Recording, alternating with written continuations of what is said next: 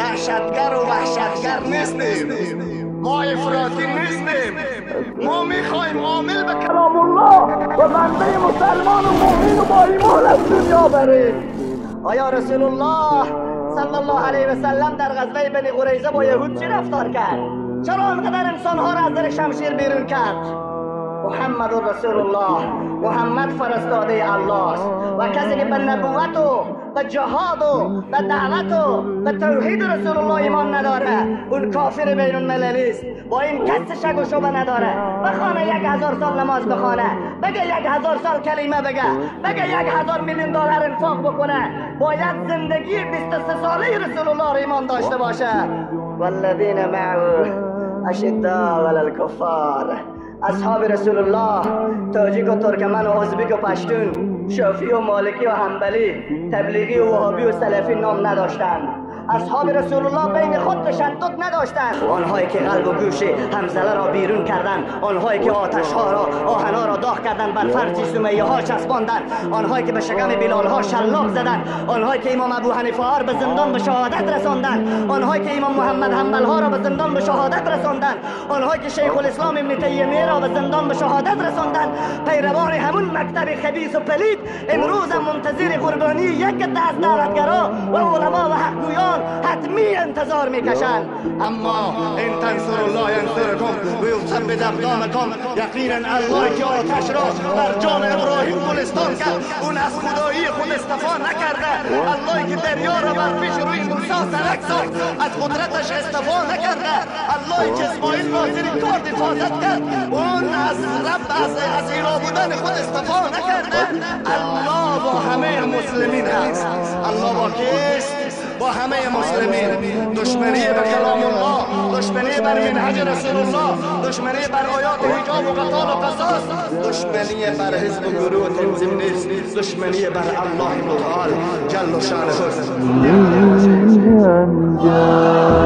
یا ربی یا ربی، اگر ملت ها عمل کردن با آیت جهاد و قتال و دشمنی بر یهود و نصارا را تا پی القاعده و تروریست میگذارند، اگر کشتن و شمشیر زدن رسول الله را در احد و بدر و حنین و به اصطلاح در غزوه بنی قریظه سربریدن یهود را تروریست و دهشتگر میشناسند، دشمنان بدانند که اگر محمد تروریست بوده ما همه یک تروریست جهانیستیم. به این تروریستی یقینا تا لحظه یک قطره خون باشه ادامه خواهد داده.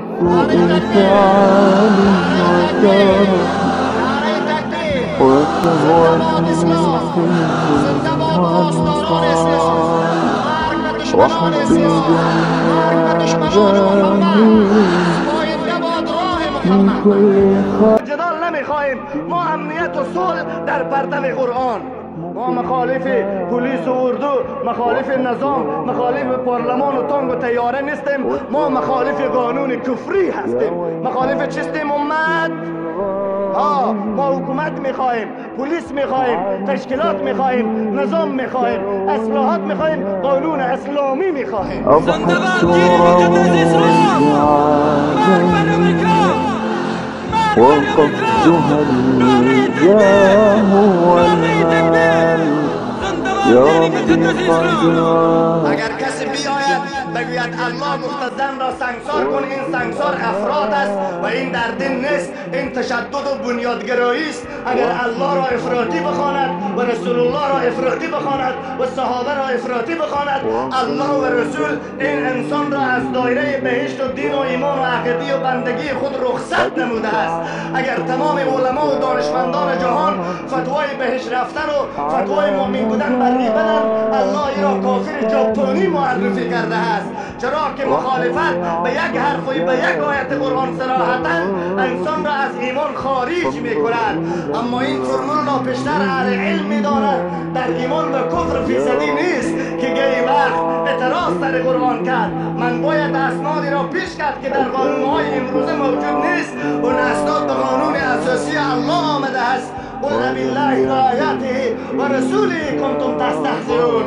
ما پس نظام میخواهیم، شورای زنانی که مطابق شورای زنان صحابه، شورای زنانی که مطابق شورای زنان اصحاب رسول الله و ائمه دین، همونطور نظامی را ما خواهانیم.